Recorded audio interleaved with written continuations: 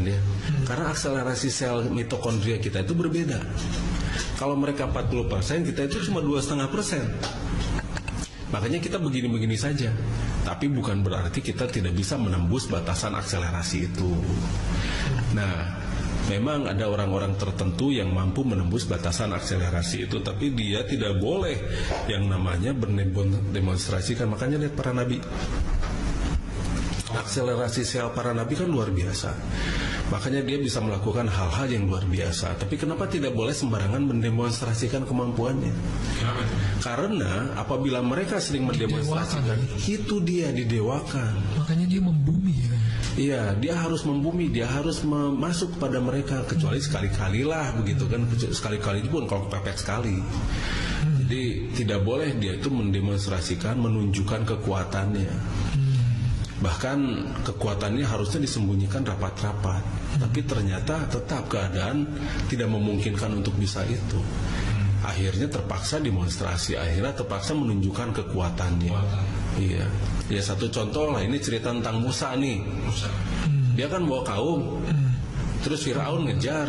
Bagaimana teknisnya dia bawa kaum tapi tidak terkejar oleh yang namanya pasukan-pasukan itu? Iya. Gimana teknisnya? Jalan kaki ya. Dia katanya pakai katanya jalan pasukan kaki kan? Iya. Ngejarnya. Iya, katanya jalan kaki. Iya. Tapi teknis jalan seperti apa sih Mbak? Sehingga sampai tidak bisa terkejar. Levitasi. Iya. Ngejarnya. Iya, katanya jalan kaki. Iya. Tapi teknis jalan seperti apa sih Mbak? Sehingga sampai tidak bisa terkejar. Levitasi di situ kali Nah, banyak. itu masuk aja lah, itu mah terserah. Tapi yang jelas. Kang mau tanya mengenai dorpal, kan lagi-lagi dorpal. Iya. Bangsa Lemuria membuat dan meletakkan dorpal apakah hanya di setiap gunung untuk menyeimbangkan bumi ini? Iya. Apakah ada kaitannya atau hubungannya dulu, dengan izin setiap batuk. erupsi gunung dan gempa yang terjadi setiap saat di bumi? Iya. Mohon dijelaskan kaitannya pula dengan Al-Quran bahwa gunung dibuat untuk penyeimbang bumi supaya stabil dan gunung-gunung itu pun berjalan atau bergerak seperti awan. Betul, jadi begini. Itu kan istilah ya. Jadi penterjemahannya itu harus diterjemahkan lagi secara logis, jangan mistis. Baru Al-Quran itu bisa menjadi kitab yang rahmatan lil alamin. Kalau misalnya sekarang kita hanya menerjemahkannya sekedar dari bahasa saja tanpa kita memikirkan, bahkan Sang Maha Pencipta sendiri, Allah Subhanahu wa Ta'ala sendiri, dia memurkai orang-orang yang tidak mempergunakan akalnya. Itu di surat Yunus ayat 100 kan jelas itu. Nah, tinggal bagaimana kita berpikir dan menggunakan akal kita. Kenapa gatal tenggorokan? Ya udah, matiin dulu AC-nya. AC-nya matiin dulu, gampang itu mah. Kita mah sudah biasa beradaptasi dengan. Nah, itu sebetulnya kenapa disimpannya juga di gunung? Karena memang bisa jadi pancang-pancang dan tiang-tiang, dan itu pasak untuk menyeimbangkan gitu. Karena di dalam itu ada dorval itu tadi kan yang tadi kita jelaskan teknisnya tentang Erselna. Dorval mengeluarkan gelombang Erselna untuk mempengaruhi molekular tanah agar ikatan molekularnya itu menjadi sangat kuat dan sebagainya. Kemudian apabila ada gelombang yang lebih besar berupa gempa, itu dia mengeluarkan lagi gelombang yang lebih kuat, yang menyeimbangi lah. Seperti untuk mematikan suara itu dengan suara, seperti untuk mematikan api dengan api, bisa semacam begitu. Cuma masalahnya bagaimana ukurannya. Nah, ini ukurannya itu harus pas. Nah, jadi itu sebetulnya memang disebutkan di sana, memang disebutkan juga. Terus memang disebutkan juga bagaimana cara bagaimana kita menyeimbangkan. Ya. Sebagai pasok itu kan ya? Iya, pasak, bukan pasok, pasak ya, pasak. Iya. Ada lagi kan ini dari Panarunga kan, cuma ini keluar dari OOT ini, out of topic. Cuma masih ada sedikit tentang dorpal. Berarti ke laptop tentang Lemuria kan. Itu bagaimana mengenai struktur sosial masyarakat waktu itu? Itu benar-benar madani loh. Di sana sudah tidak ada yang namanya raja, pemimpin dan sebagainya, karena tiap orang itu sudah bisa memimpin dirinya sendiri.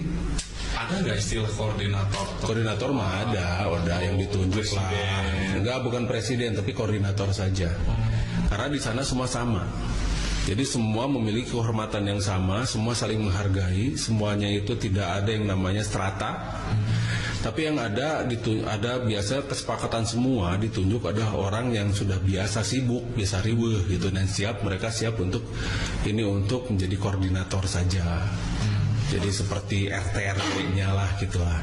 Nah, tapi dia bukan pemimpin. Oh, itu bukan istilah. Bukan, tidak ada di sana atau pemimpin. ada istilah tersendiri. Tidak ada rajanya, tidak ada. Tapi mereka itu adalah ini saja orang yang dituakannya sajalah gitu kan di sana itu. Jadi karena semuanya udah mengerti bagaimana untuk bersikap, bagaimana berbuat, bagaimana berpikir, bagaimana memakmurkan, bagaimana mengurus anak dan istri dan sebagainya. Makanya kenapa di tempat-tempat yang biadab itu diturunkan agama. Nah, sekarang tanya nih, kenapa di Indonesia tidak diturunkan agama? Kenapa Nabi Muhammad ini yang terakhir di sana? Iya. Pertanyaannya itu sebenarnya menggelitik banget. Berarti kalau pertanyaan seperti itu, berarti jawabannya sih gampang aja. Berarti kita emang ini sudah menjadi memang bangsa yang beradab. Sudah beradab kita itu. Kenapa agama itu diturunkan di daerah-daerah sana, di Afrika, Timur Tengah kayak gitu kan? Kenapa tidak diturunkan di sini? Karena orang-orang di sini itu sudah tidak perlu itu, sudah beradab semua. Akhirnya diturunkanlah di sana begitu kan. Nah, ini yang tidak pernah terbahas. Bahkan sekarang malah tatanan kita itu jadi acak-acakan begini kan. Iya. Nah, itu tadi itu apa pertanyaan Lemuria itu? Kenapa mereka tuh tidak hilang ya, tapi mereka tuh memang pindah, sudah selesai tugasnya sudah. Mereka tuh tidak turun. Maksudnya tidak mulai ditutupi sejarahnya. Nah, sejarah ini mulai ditutupi. Kan sekarang lihat, antara Adam ke Idris itu kan kosong ya. Itu kosong Itu maksudnya. kosong, tidak ada itu yang namanya tulisan-tulisan dan sebagainya. Manuskrip juga ya, nggak ada. manuskrip nggak ada. Tapi sebetulnya ada, tapi dihilangkan. Bahkan di Iskandaria catatan-catatan tentang ini sendiri, tentang dunia Islam sendiri kan dihapuskan, dimusnahkan. Jadi memang penguasa-penguasa berusaha mereka tuh menghapuskan peradaban dan lalu diubah dengan apa yang mereka mau begitu loh. Dan itu sejak zaman mulai terjadi proses pembiadaban.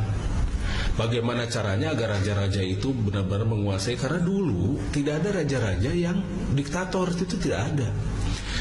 Setiap suatu kehidupan yang beradab itu tidak ada yang namanya kediktatoran, tapi yang ada adalah kemakmuran. Karena itu masyarakat madani, tiap masyarakat itu, tiap orang itu, mereka itu benar-benar bisa memadanikan dirinya sendiri, bisa mengurus dirinya sendiri, dan bisa memakmurkan dan saling memakmurkan di antara satu dengan saudara-saudaranya yang lain. Nah, ini bagaimana caranya agar orang-orang itu tidak menjadi makmur. Nah, kalau misalnya orang tidak menjadi makmur, akan muncul seorang yang akan memakmurkan mereka, muncul jadi pahlawan, muncul jadi raja, dan akhirnya mereka bisa menguasai orang-orang itu. Ini yang seharusnya kita ketahui sampai sekarang. Ini malah kita belajar dari orang-orang yang justru ngerusak itu malah, gitu kan? Kita bahas dari manuskrip dan sebagainya. Karena kita akan meluaskan pandangan kita. Kita tidak bisa menggunakan kacamata kuda di sini. Kita tidak bisa hanya dari satu arah. Kita akan berpikir holografik dan kita akan bahas semuanya itu dengan tuntas. Nah, ketika kita melihat itu tadi, ini tersirat ya. Tersirat itu memang tersirat itu ada sebuah peradaban yang sangat luar biasa. Bangunan-bangunan mereka tinggi. Ketika kita ke Ranca Buaya tuh, kan itu tinggi-tinggi kan ya. Itu luar biasa tinggi, dan ternyata di sana ada penyelam-penyelam yang suka biasa ngambilin lobster. Penyelam-penyelam lobster ya. Nah, mereka tuh melihat bangunan-bangunan yang sangat besar di bawah tuh. Ada tiang pancang yang besar, ada ini tuh di bawah laut. Makanya nanti kita akan ke sana lagi, kita akan ke Ranca Buaya lagi, dan kita akan explore itu. Kalau perlu kita menyelam ke bawah gitu kan. Diving. Kita menyelam. Eye of Horus itu ditemukan juga di Ranca Buaya di sana. Iya, kemarin saya lihat. Nah, itu Eye of Horus kita sudah amankan. Tapi yang belum diamankan itu piramidnya. Insya Allah nanti kita akan amankan.